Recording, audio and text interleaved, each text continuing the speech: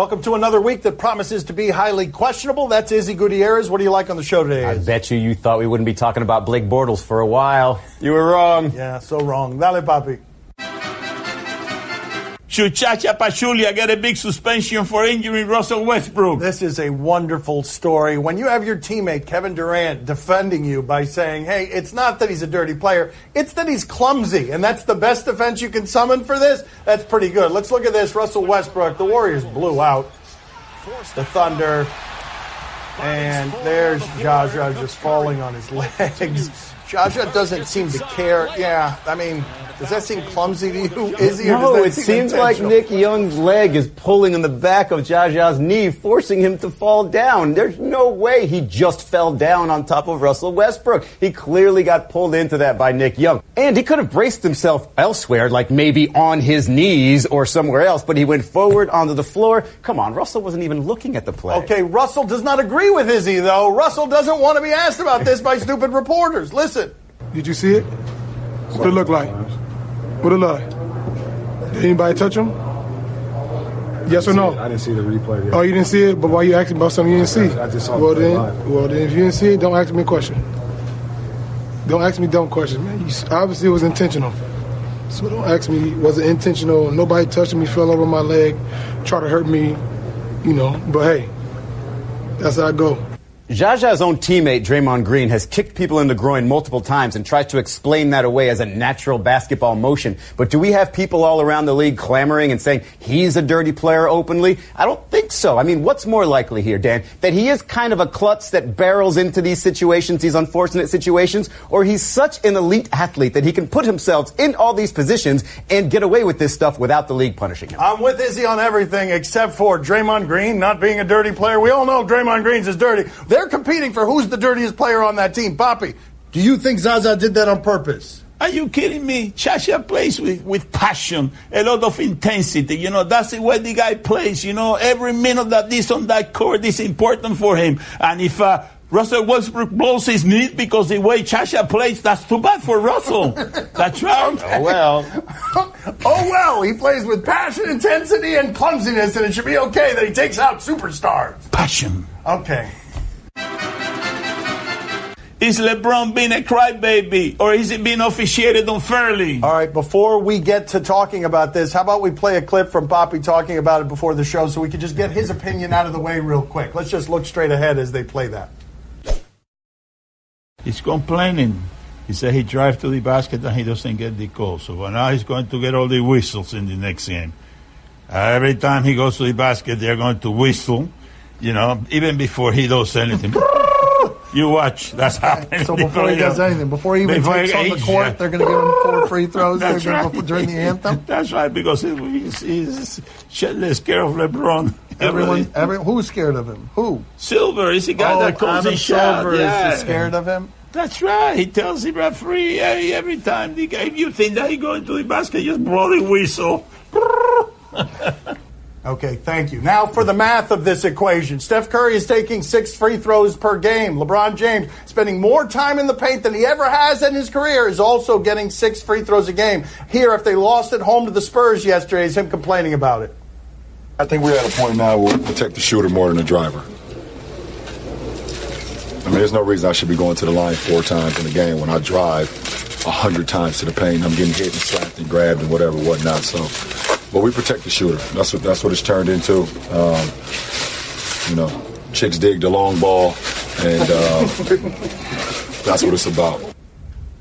Here's the thing about LeBron being officiated poorly. It's always been true. It will always be true. He is the strongest perimeter player out there. Guys bounce off of him. Maybe they don't call fouls. But what's also true is that his peak free throw numbers were during his peak athleticism and before he developed and really refined that outside shot. Of course, a guy in his 15th season, no matter how much time he spends in the paint, is going to get less of those calls because he doesn't have the same athleticism. So when he complains about this following a home loss to the Spurs without Kawhi Leonard by double figures, it looks whiny. And it looks even whinier when he throws out the ridiculous theory that refs are protecting the shooters more than the the drivers as if they didn't have the capacity to do both. Confidence is the last thing to go, and the mirror is the last thing to know, because LeBron James is used to getting calls when he goes into the paint. He is playing as hard as he can now, trying to compensate for some of his team's weaknesses by going to the paint this year more than he ever has in his career. He's expecting to get those calls because he's always gotten those calls, so he's got to be frustrated that Steph Curry is getting as many free throws as he is per game because he's trying more aggressively to get them than he ever has.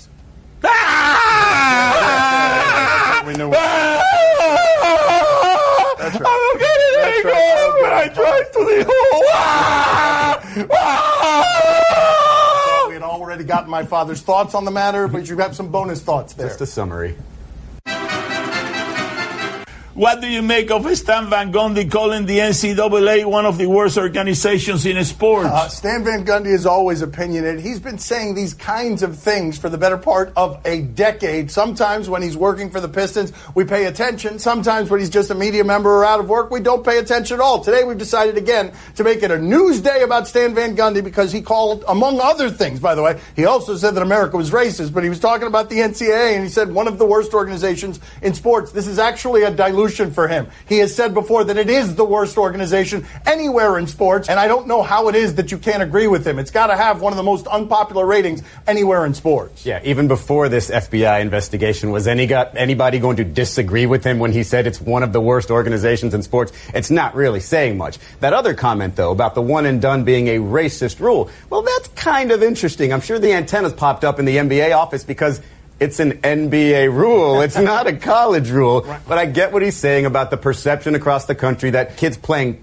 basketball coming out of high school should not be able to go when baseball and hockey are. But here's the thing. Back when we had this high school rule when guys can come into the league out of high school, the NBA didn't have a successful minor league system they can go to. They have one now. So I do think that now this one and done rule needs to go and basketball can be like all those other sports. I've known Stan Van Gundy for a long time, and I can tell you he cannot keep his opinions to himself, and he might get fined for saying that about the NBA's one and done rule, but all the time the conversation I have with Stan Van Gundy is, I need to shut up. I need to stop doing these things. I cannot keep my opinions to myself, and I keep getting fined for them. Should Jimmy Butler even try to come back this season? This is the producer of the show saying, hey, Jimmy Butler was injured over the weekend. He's a big name. You guys want to talk about it? Discuss whether you should be doctors now and decide when it is that he should come back when they're saying the timetable is 4 to 6 weeks. He's very important to this team. His plus-minus numbers are crazy. He's a veteran. The young players listen to him. And this was just a non-contact weird injury. Look at that. He just goes down, and this team needs him. They are not good without him, and so they need him beyond now. They need him years from now as well, and you got to be careful with this kind of thing, especially at the knee. Yeah, I'm not here to debate what he should do for treatment, for surgery, any of that stuff. But I do know what Tom Thibodeau would prefer, that Jimmy Butler take his time and just get better, because the narrative of him driving guys into the ground does not get any worse than it's Jimmy Butler once again. And, by the way, before the All-Star break, had some trouble with that right knee, sat out the All-Star game, remember that? And he's out there having a non-contact injury. If he rushes back and has any sort of long-term issues with this knee, Tom Thibodeau might as well just blow the whole team up and say, you know what, no more practices, no more anything, my reputation's ruined.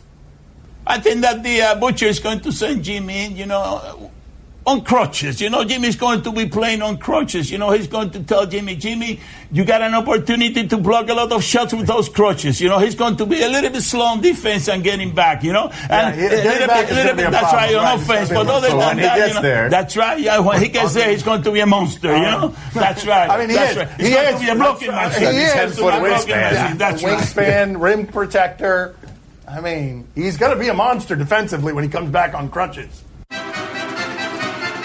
Defend the Jaguars keeping Blake Bortles on a 3-year, $54 million deal. I dare you. Okay, he has dared me, and people who know more than me, because I reacted the same way. Are you kidding me? Blake Bortles, they were trying to hide him during the AFC Championship game. They were taking a knee with 2 timeouts in the ball and 55 seconds left. How could they give him this money? But the defense would simply be that it gives them salary cap relief, and because of the nature of football contracts, they don't actually get prevented from doing anything else that they would want to do. This is just keeping a bandage on the position in the event that they could find something else. You can actually defend this no matter how hard you think it is to defend Blake Bortles. Yeah, we're going to go ahead and take on your challenge here. When it drops his cap number by $9 million in a year after they just made the AFC Championship game, so it gives them more opportunity to build around him, maybe protect him more, maybe hide him more. All of it equals a team that could be better than last year. I'll give you a dare right here. I dare whatever team loses in the AFC or NFC Conference Championship game to go ahead and dump their quarterback the next year and say, hey, let's start over with this position when your backup currently is Chad Henne.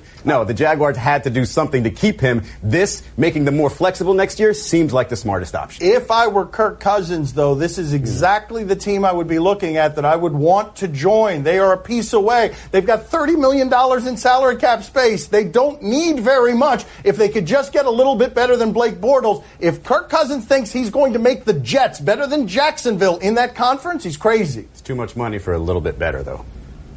Coming up next on Highly Questionable. They lose by a point. Where is he on defense? He's in the top in the corner. I mean, we've been making fun of his defense around here.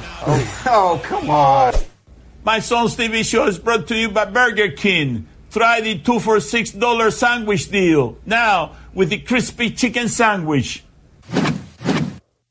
Jenny had a dream of joining the national bobsled team. She worked out relentlessly and knew that if she just refused to give up,